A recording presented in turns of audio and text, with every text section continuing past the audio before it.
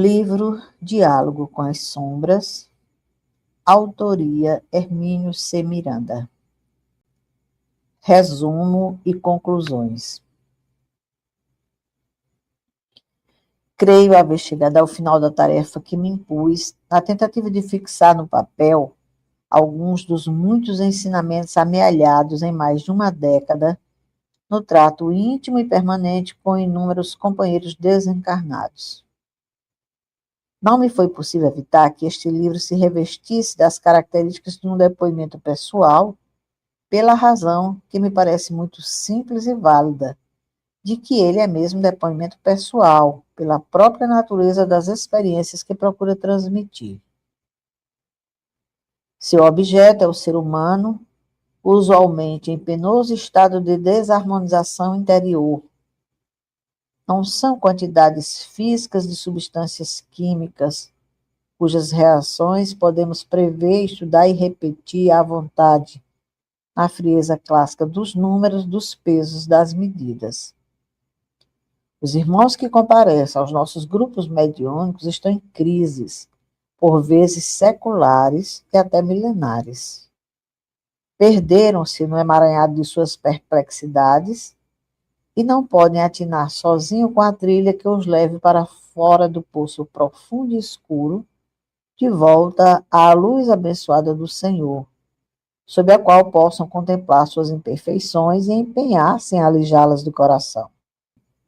O trabalho de doutrinação, chamado tão apropriadamente de trabalho de resgate, só é possível em clima de total doação, de empatia, de profundo e sincero amor fraterno, o que torna uma atividade do coração muito pessoal, essencialmente humana.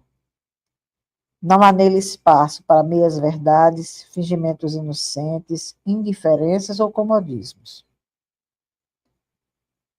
O grupo mediúnico é instrumento de socorro, ferramenta de trabalho, campo de experimentações fraternas e escada por onde sobem não apenas os nossos companheiros desarvorados, mas subimos também nós que tentamos redimir-nos na tarefa sagrada do serviço ao próximo. O grupo merece e exige cuidados muito especiais, dedicação constante, vigilância permanente, desde antes mesmo de constituir-se. É preciso criar para ele uma estrutura robusta, mas suficientemente flexível, para que possa funcionar sem hesitações e interrupções. Se o trabalho que lhe for cometido pelos companheiros espirituais revelar-se fecundo e promissor, ele será implacavelmente assediado. Levantar-se-ão contra ele forças obstinadas, dispostas a tudo para fazê-lo calar-se e dissolver-se. Assim, nada de ilusões.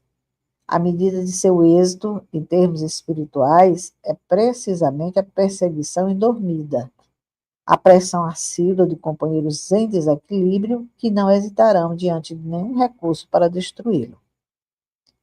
Por isso, na fase de planejamento, devem ficar bem definidos, além de suas finalidades e objetivos, seus métodos de trabalho.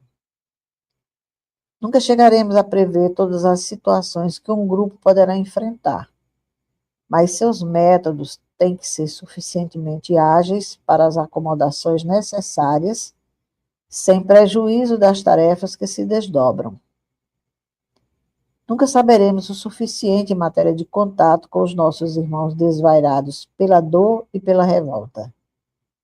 Cada sessão é diferente, cada manifestação traz uma surpresa ou um ensinamento novo. É necessário que observemos com toda a atenção qualquer pormenor, aprendamos a lição que cada um deles contém e a incorporemos ao acervo da experiência. Citarei um pequeno incidente aparentemente sem importância. Nossos amigos espirituais de há muito nos haviam prevenido de que, em hipótese alguma, deixássemos ultrapassar o horário de atendimento, como ficou dito e explicado a Lourdes neste livro. Muito bem. Redobrei o cuidado com o controle do tempo, E então veio outra observação. Recomendava-me que procurasse colocar o relógio diante de meus olhos, de forma que, para consultá-lo, não fosse necessário virar-me e tomá-lo nas mãos, como costumava fazer. Por que a recomendação? Muito simples.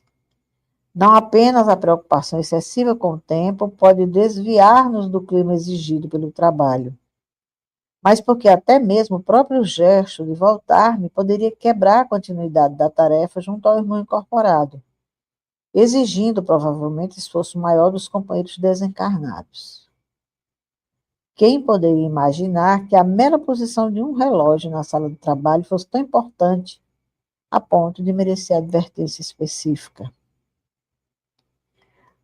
Além de tais observações esporádicas dos companheiros espirituais, infinitamente mais experimentados do que nós, o estudo é uma necessidade imperiosa, absoluta.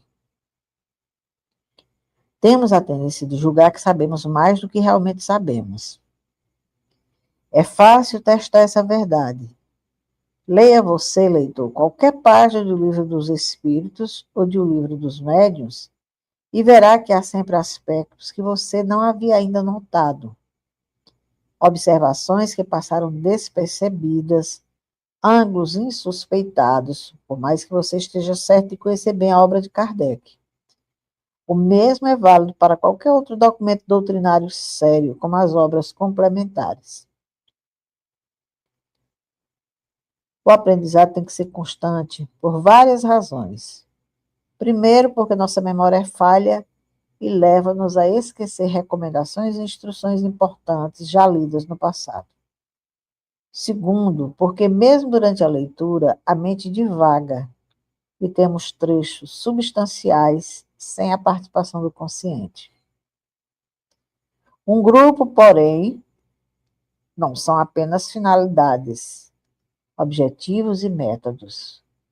Ele é também gente, encarnada e desencarnada.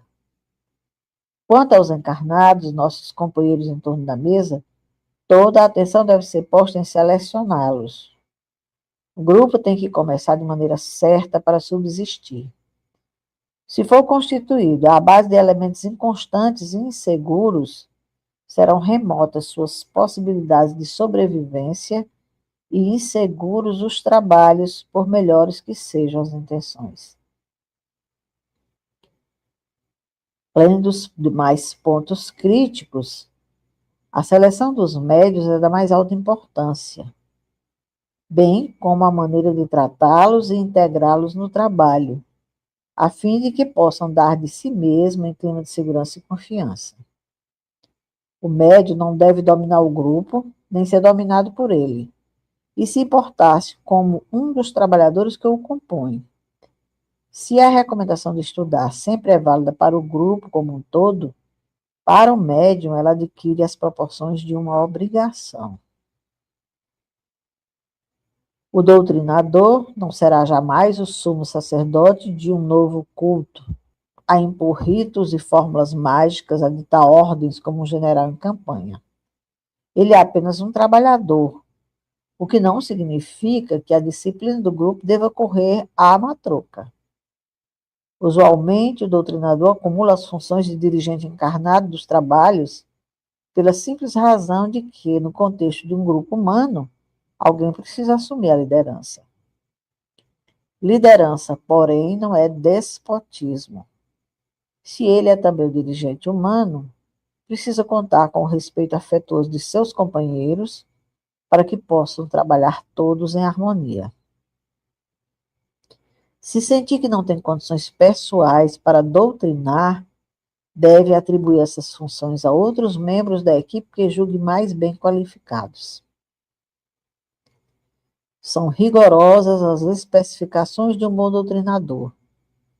Dificilmente reúnem-se todas as características desejáveis numa só pessoa. Por isso, lembrei por aí no livro que não há doutrinadores perfeitos. Contentemo-nos em ser razoáveis e lutemos por adquirir as qualidades que nos faltam. De minha parte, considero algumas dessas qualidades como apenas desejáveis e outras indispensáveis. Entre estas, colocaria, como vimos, formação doutrinária, evangelização, autoridade moral, fé, amor. O grande ativador desses petrechos espirituais é, sem dúvida alguma, o amor.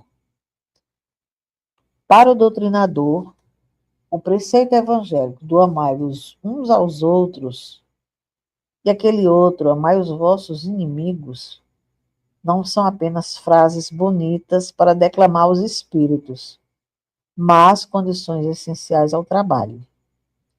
O amor fraterno no trabalho de doutrinação tem que ser sentido mesmo, e não apenas fingido ou forçado. Tem que emergir das profundezas do ser, como um movimento irreprimível, no qual nos doamos integralmente, quer o companheiro aceite ou não de pronto a nossa entrega. O impacto do amor sincero no coração de um irmão que sofre é uma das coisas mais impressionantes e comoventes do trabalho de doutrinação. Vemo-lo repetir-se a cada instante, sempre o mesmo, e nunca nos cansamos de admirar sua força positiva e construtiva. Jamais deixei de me surpreender com o espetáculo emocionante desse impacto, o único em nossa miserável existência de seres imperfeitos, que nos dá realmente a sensação de que o amor é um milagre que podemos realizar em nome do Cristo. Quando ele falou a João que nós somos deuses, creio que se referia especificamente ao amor em nós. Ao criar-nos, Deus colocou em nós a fagulha do amor, dizem os grandes instrutores. E frequentemente nos esquecemos de que uma fagulha do infinito é também infinita. E por isso são ilimitadas as nossas possibilidades de crescimento pelas trilhas do amor. Parece que o Pai imantou com esse amor a nossa pequenina limalha, e por isso somos irresistivelmente atraídos para Ele através do espaço infinito e do tempo imemorial. Assim, quando conseguimos transmutar-nos em amor ante os companheiros que sofrem, estamos nos colocando no sentido e na direção que segue todo o universo. Quem poderá resistir? Se Deus está conosco, dizia o nosso Paulo, quem estará contra nós? Se me fosse pedido o segredo da doutrinação, diria apenas uma palavra: amor. Finalizamos aqui a leitura do livro Diálogo com as Sombras.